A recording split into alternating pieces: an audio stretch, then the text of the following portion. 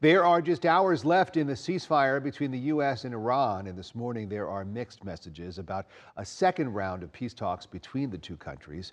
President Donald Trump says Vice President J.D. Vance is heading to Pakistan to represent the U.S. in negotiations, but Iranian leaders say they will not participate unless the president dials back his demands. President Trump, meantime, is again threatening to strike power plants and bridges if a peace deal is not reached by the end of the trip.